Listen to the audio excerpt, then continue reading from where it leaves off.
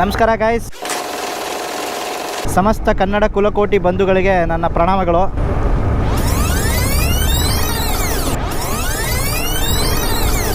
Flash back. ಮೊನ್ನೆ ಒಂದು ಹುಡುಗ ಡೆತ್ ಆಗಿ ಹೋದ್ನ. ಹೌದಾ? ಅಲ್ಲಿ ದೂರದಲ್ಲೆಲ್ಲ ಹಸು ಮೇಯ್ತಾ ಇದೆ ನೋಡಿ. ಫ್ಯಾಮಿಲಿ ಎಲ್ಲ ಬಂದಿದ್ದಾರೆ. ಹಾ. ಈ ಕಡೆ ಹೋದ್ರೆ ಕವಲೇದುರ್ಗ. ಒಂದು ಹಕ್ಕಿನ ಏನೋ ಕೂತಿದೆ. ಬಂದ ದಾರಿಗೆ ಸುಂಕ ಇಲ್ಲ ಅಂತ ಹೇಳ್ಬಿಟ್ಟು ವಾಪಸ್ ಹೋಗ್ತಾ ಇದ್ದೀನಿ. A few moments later. ಆ ರೈಡನ್ನ ಅಲ್ಲಿಗೆ ಎಂಡ್ ಮಾಡಿದೆ, ಮತ್ತೆ ಹುಡ್ಕೊಂಡು ಇನ್ನೊಂದು ಒಳ್ಳೆ ಪ್ಲೇಸ್ ಕಡೆ ಹೊರಟೆ. ಅಟ್ಲೀಸ್ಟ್ ಈ ಜಾಗನಾರು ತೋರ್ಸಕ್ಕಾಗತ್ತಾ ಅಂತ ಟ್ರೈ ಮಾಡ್ತೀನಿ.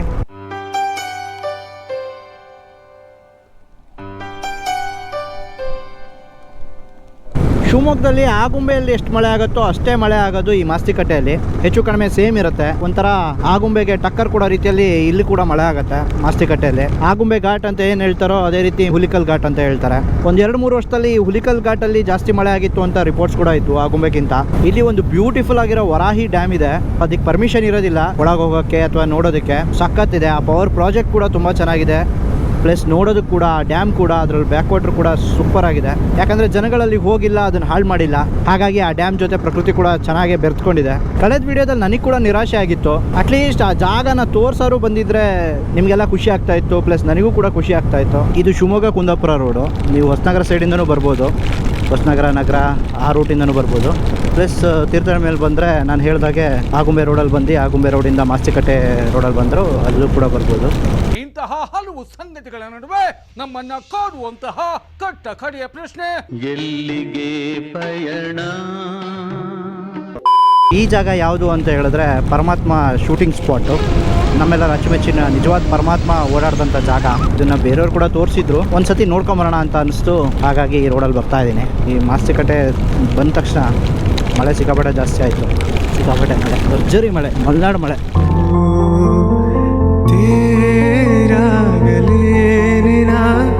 ನಿನ್ನ ಹೊತ್ತುಕೊಂಡು ಹೋಗಲು ಕೇಳದೆ ದೇವಿ ವರವ ಕೊಡಲು, ಹೊಗಳದೆ ನಾರಿ ಮನಸ ಕೊಡಲು, ಕನಕಾಂಬರಿ ನೀನು ಬಾರದೆ ಪೂಜೆಗೆ ಹೋಗಲ್ಲ, ಶ್ವೇತಾಂಬರಿ ನೀನು ಬಾರದೆ ಉತ್ಸವ ಸಾಗಲ್ಲ. ಫುಲ್ಲು ಮಿಸ್ಟ್ ಕವರ್ ಆಗ್ಬಿಡ್ತು, ಏನೇನು ಕಾಣಿಸ್ತಾ ಇಲ್ಲ.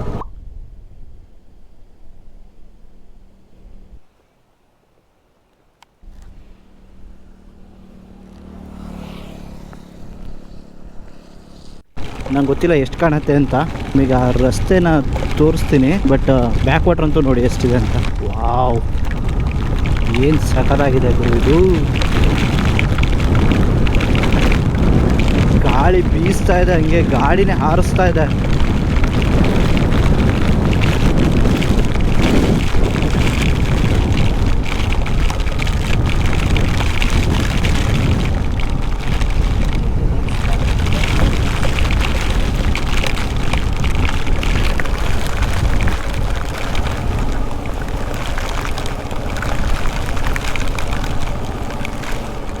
ಇದೇ ಜಾಗ ಅದು. ಮೋಸ್ಟ್ಲಿ ಮುಂಚೆ ದಾರಿ ಇತ್ತು ಅನ್ಸುತ್ತೆ, ಈಗೇನೋ ಮುಚ್ಚಾಕ್ದಂಗೆ ಕಾಣಿಸ್ತಾರೆ.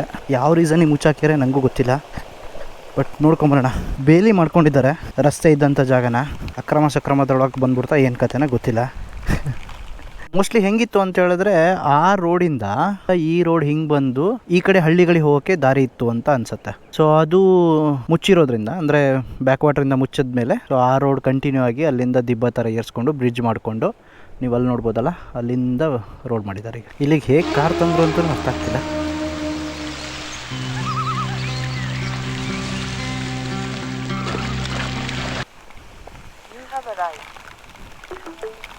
ನಮ್ಮ ಗೂಗಲ್ ಅಮ್ಮನೂ ಹೇಳ್ಬಿಡ್ತು ಯು ಹ್ಯಾವ್ ಅರೈವ್ಡ್ ಅಂತ. ಸೊ ನೀವು ಪರಮಾತ್ಮ ಶೂಟಿಂಗ್ ಸ್ಪಾಟ್ ಅಂತ ಹಾಕ್ಕೊಂಡು ಗೂಗಲಲ್ಲಿ ಬರ್ಬೋದು, ಯಾವುದೇ ರೀತಿ ಅಡ್ಡಿ ಇಲ್ಲ. ನೀವು ನೋಡ್ಬೋದು ಇದೇ ರಸ್ತೆ. ಅದು ಈ ಬ್ಯಾಕ್ ವಾಟ್ರಲ್ಲಿ ಮುಳುಗಡೆ ಆಗಿರೋಂಥ ರಸ್ತೆ. ಈ ರಸ್ತೆ ಮುಳುಗಡೆ ಅಂದರೆ ಮುಂಚೆ ಯೂಸ್ ಮಾಡ್ತಿದ್ರು ಈ ರಸ್ತೆನ. ಸೊ ಈ ಡ್ಯಾಮ್ ಆಗಿ ಯಾವಾಗ ಬ್ಯಾಕ್ ವಾಟರ್ ಎಲ್ಲ ಫಿಲ್ ಆಯಿತು ಅದಾದಮೇಲೆ ಈ ದಾರಿನ ಯೂಸ್ ಮಾಡೋಕ್ಕಾಗದೆ ಆ ಬ್ರಿಡ್ಜ್ ಕಟ್ಟಿ ಅಲ್ಲಿಂದ ಯೂಸ್ ಮಾಡ್ತಾ ಇದ್ದಾರೆ, ಸುತ್ತ ಬರ್ತಾ ಇದ್ದಾರೆ. ಸೊ ಅಲ್ಲಿ ಬ್ರಿಡ್ಜ್ ಕಾಣುತ್ತಲ್ಲ ಆ ಬ್ರಿಡ್ಜು.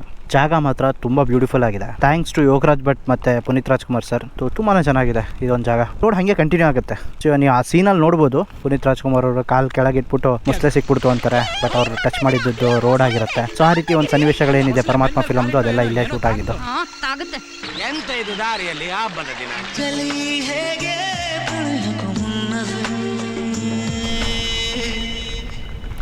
ತುಂಬಾ ಚೆನ್ನಾಗಿದೆ ನಿಜವಾಗ್ಲು. ಬೆಟ್ಟದ ಮೇಲೆಲ್ಲ ಮಿಸ್ಟ್ ನೋಡಿ, ಈಗ ತಾನೇ ಕಾಣ್ತಾ ಇತ್ತು ಅಲ್ಲೆಲ್ಲ ಗ್ರೀನು ಬೆಟ್ಟ, ಈಗ ಫುಲ್ ಮಿಸ್ಟ್ ಕವರ್ ಆಗ್ಬಿಡ್ತು. ಓ ಗಾಳಿ ನನ್ನನ್ನೇ ಹಾರಿಸ್ತಾ ಇದೆ ಗುರು.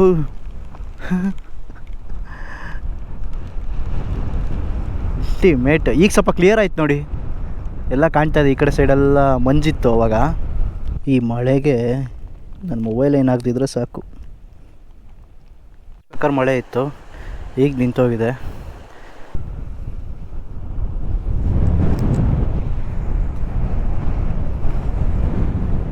ಸೊ ಅಲ್ಲಿ ಕಾಣಿಸ್ತಿದೆಯಲ್ಲ ಅದೇ ರಸ್ತೆ ನಾವೀಗ ಹೋಗಿ ಬಂದಿದ್ದು.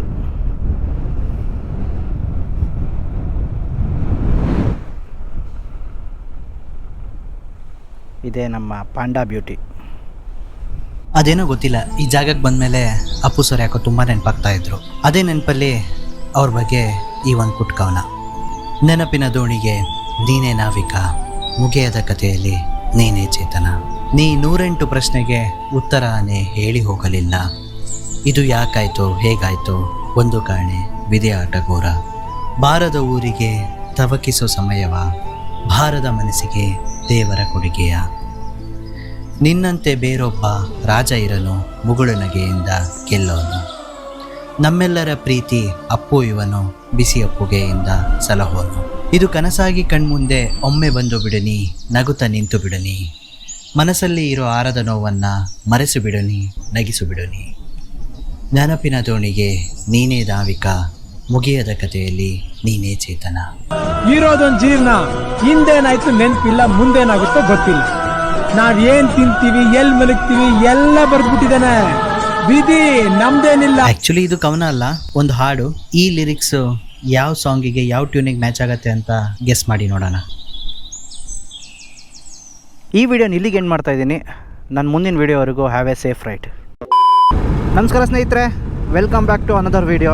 ಏನು ಕಾಣ್ತಾ ಇಲ್ಲಲ್ಲ ಗುರು, ಫುಲ್ಲು ಮಿಸ್ಟು. ತಡ್ಕೊಂಡಿದ್ದಕ್ಕೂ ಸಾರ್ಥಕ ಆಯಿತು. ಟೇಸ್ಟ್ ಮಾತ್ರ ಸಖತ್ ಚೆನ್ನಾಗಿದೆ. ಎಷ್ಟು ವರ್ಷದಿಂದ ಸ್ಟಾರ್ಟ್ ಮಾಡಿ ಸರ್? ಒಂದು 16-17 ವರ್ಷ ಆಯ್ತು. ಶಿವಮೊಗ್ಗ ತೀರ್ಥಹಳ್ಳಿ ಹೈವೇ, ಶಿವಮೊಗ್ಗ ಸೈಡಿಂದ ಬಂತು ಅಂದರೆ ಲೆಫ್ಟ್ ಸೈಡಲ್ಲಿದೆ ಇದು.